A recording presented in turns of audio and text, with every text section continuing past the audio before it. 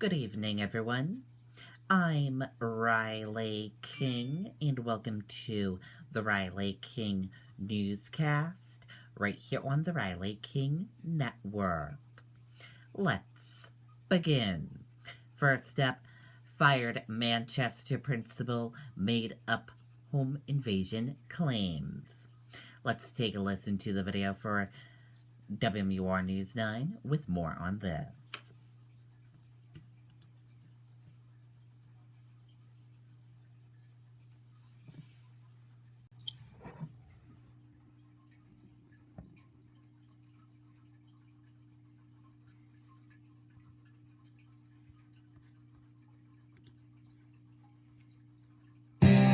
Instead of shoveling snow this season, get your own Kubota BX tractor with your choice of snow removal. Tonight, a former Manchester principal is accused of making up a claim that she was assaulted during a home invasion. Police say that Sarah Lynch told investigators a man broke into her North Adams Street home last week and tried to strangle her. Police say after hours of investigating and looking at surveillance video, investigators concluded it never happened. It takes away from real victims that have real crimes, and instead of investigating those, we spent hours on something that may not have occurred. Lynch is charged with falsifying physical evidence and a false report to law enforcement. She recently sued the Manchester School District, saying they fired her because she was a whistleblower. The district denies the claim, saying that she was fired for improperly using school funds and failing to follow hiring protocol. Okay, and there you go on that video and that report. 3 UNH football players face riot charges.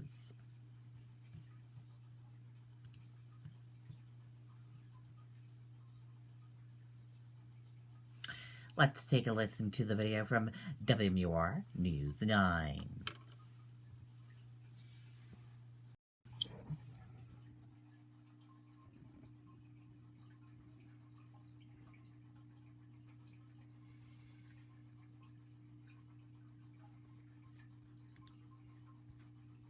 UNH football players facing charges, accused of assaulting people at a fraternity house. Durham police arrested Kyle Hamper, Quinlan Dean, and Jackson Hausman for allegedly forcing their way into the Sigma Alpha Epsilon fraternity this past weekend.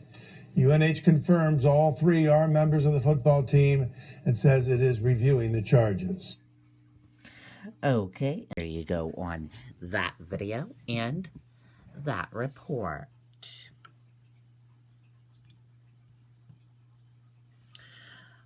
Body of missing 12-year-old boy pulled from river in Dover.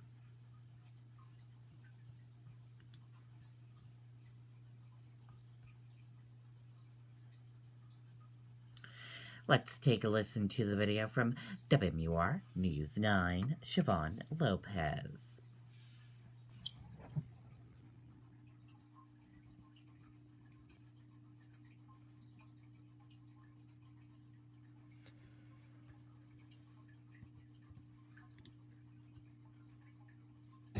Homewood's Furniture and Design Center is having a truckload sale of reclining furniture at unprecedented prices. If you're looking for a somber end to a search for a missing boy.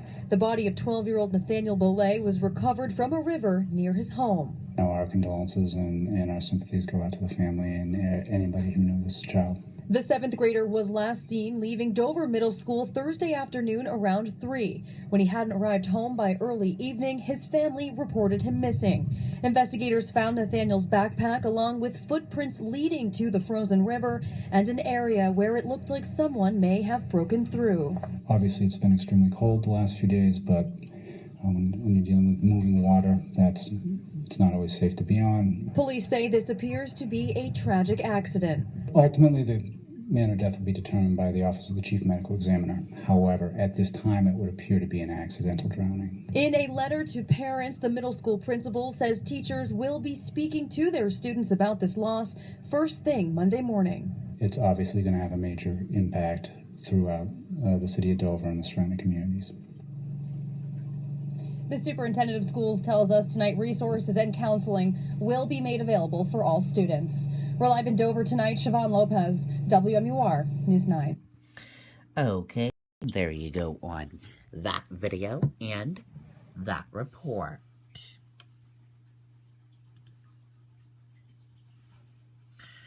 Girls ages 11 to 17 can now join Boy Scouts troops in New Hampshire. Let's take a listen to the video from WMUR News 9, Monica Hernandez.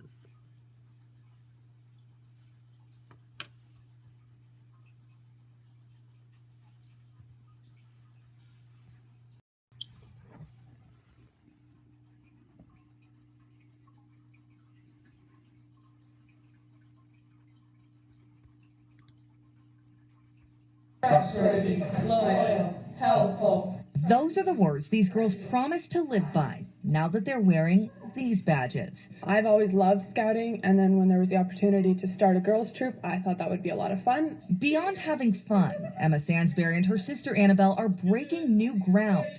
Amherst Troop 7 is one of 16 new Boy Scout troops created just for girls, ages 11 to 17. They officially started Friday in the Granite State. Now we get to watch these girls trailblaze and do awesome things.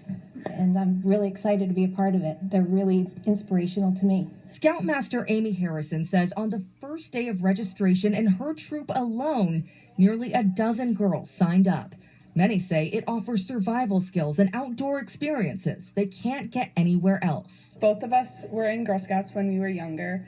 Neither of us really liked it. It expands on the BSA's move last year to welcome younger girls into Cub Scouts. And it means girls like 10-year-old Bernadette Steele can stay in the program as they get older. But not everyone understands the change. Harrison says there are a lot of misconceptions. The BSA wants everyone to know the new troops are not co-ed, but they will follow the Boy Scouts program and values. We recognize that boys and girls don't develop along the same time paths, and just to make sure that that doesn't go awry, we have only girl units and only boy units for the 11 to 17 age frames. It gives girls a choice. Just being good human beings in their communities and respected and giving them opportunities for their futures. Who wouldn't want to give that to their daughters along with their sons? Okay, and there you go. That video and that report. Very cool indeed. Good news there. Sign language conversation between boy Manchester firefighter goes viral.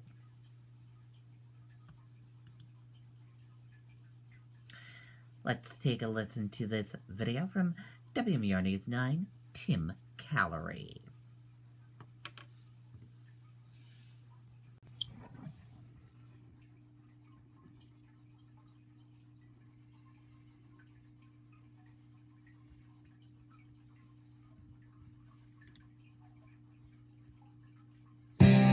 Instead of shoveling snow this season, get your own Kubota BX tractor with your choice of snow removal. My name is M-I-K-E, Mike. It was a brief interaction, just 39 seconds, but Amy McCall says it's a moment that will last a lifetime for her son Tegan. He's not going to forget it. I'm not going to forget it. On Thursday night, the Manchester Fire Department arrived to McCall's apartment building to check on some alarms that were going off. Lieutenant Mike Rialt saw Tegan in the hallway. And he kind of looked at me and looked like he wanted to say something but wasn't being verbal. Tegan has cerebral palsy and cannot speak. And I said, "Hey, how are you?" And he kind of smiled and looked at me and I said, "My name is Mike." And Tegan's just sitting there like, oh my God, someone's signing to me. And I said, "What's your name?" And he said, "My name is Tegan." And I said, "Oh, it's nice to meet you." Lieutenant Rialt even taught Tegan a new sign. Do you know the sign for fireman? Fireman. Because we got to see how we got the front? Fireman. It made me cry after I came back inside, and Tegan's just thrilled. He just keeps saluting him and wants to wear his fire hat. You see, Lieutenant Rialt's parents were deaf. He says ASL was his first language.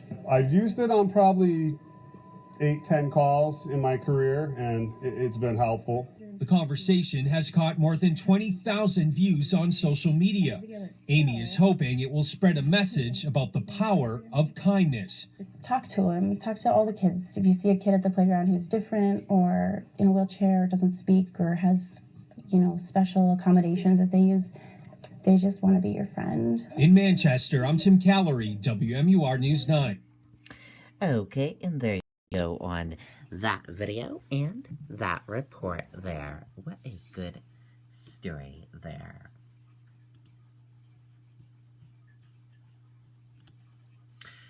Virginia Governor Northam refuses to resign, denies he was in racist and despicable photo.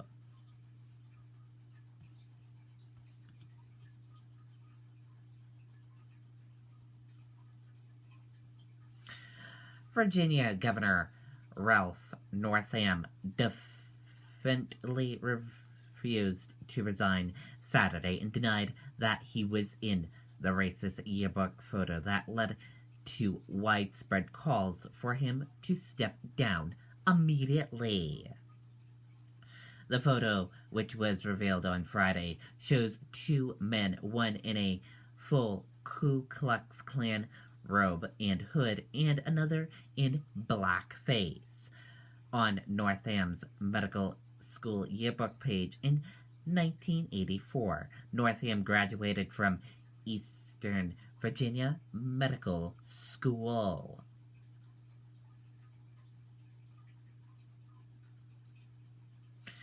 As recently as Friday night, Northam admitted that he was in the photo and apologized for it. But on Saturday, he revised his earlier statement and said he was not in the photo. He said that he never bought the yearbook and had never seen the page before when the news broke out on Friday. And that does it for the Riley King Newscast right here on the Riley King Network. I hope you all have a great rest of your Saturday night, and I'll see you back here tomorrow for another newscast. And I'll have a news report coming up in a little bit. Good night, everyone. Bye.